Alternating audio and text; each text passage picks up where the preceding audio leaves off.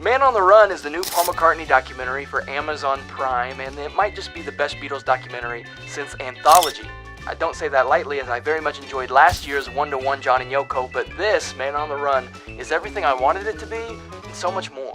I've seen the film twice now in theaters, once in Oklahoma City and again at the Angelica in East Village with my girlfriend Tiger in New York. We also saw Elvis Presley in concert, and that review is streaming now. We released it last week. The film is directed by Morgan Neville, known for Won't You Be My Neighbor and Pharrell Williams' Lego biopic, Piece by Piece. The bulk of the documentary follows Wings from their inception all the way up to McCartney 2 in 1980. Now, I've always been a big Wings fan, partly because of the McCartney archive collection keeping me well informed throughout middle school and high school. The film explores a Paul McCartney that just wants to feel like he's in a band again. They actually talk about how he wanted the band members of Wings to feel equal to him, a Beatle, and how they just couldn't, and the whole thing fell apart as a dream, which is such an interesting way to look at it. Neville is such a fantastic filmmaker and navigates the Wings story so well, it will legitimately feel like a light flashing before your eyes. We open on a young Paul McCartney, and the Beatles are through, only the world doesn't know yet.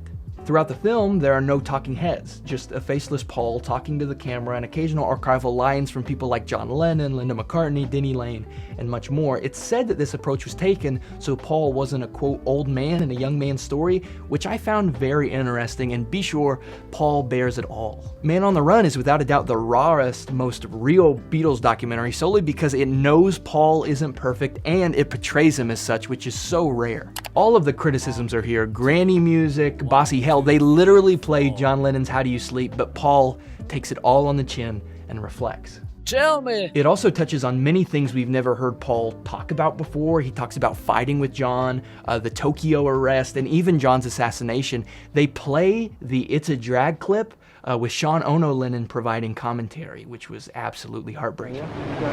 Drag, isn't it? Okay, cheers. Come on. Hello, guys. The Band on the Run album is discussed in depth, along with the famous stories of Paul and Linda being mugged in Africa, which is always a fun story. Wildlife and Live and Let Die are shown, but not discussed, which was disappointing, but there's plenty of hilarious cuts throughout the film, specifically in the Tokyo bust, with it cut to Wonderful Christmas Time.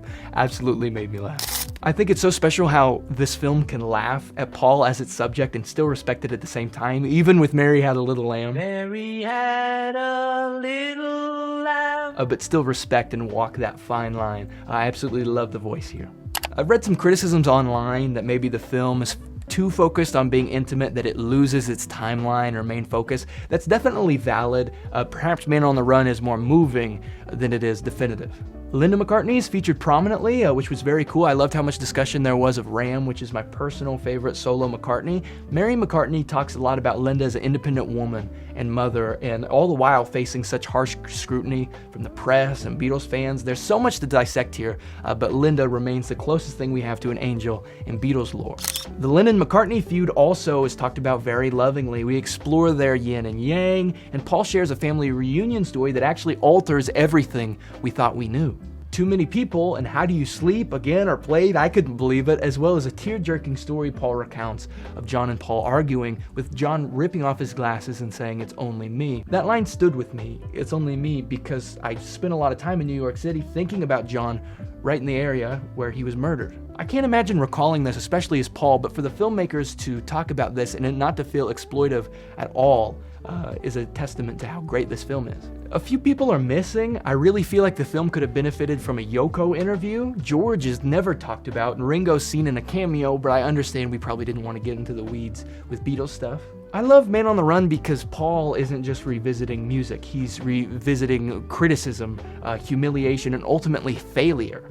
I think if Disney Plus would have gotten this film, a lot more people would be talking about it. I don't really know what happened there, but it's definitely worth your time. What else is worth your time is my free British radio show, Brit Waves, which is streaming now. Be sure to tune in where me and my girlfriend Tiger go even more in depth about Man on the Run. That's streaming right here now. And finally, I'm on Instagram at JACE BAIN. Thank you so much for watching. Please like, comment, subscribe, and I'll see you same time, same place next week.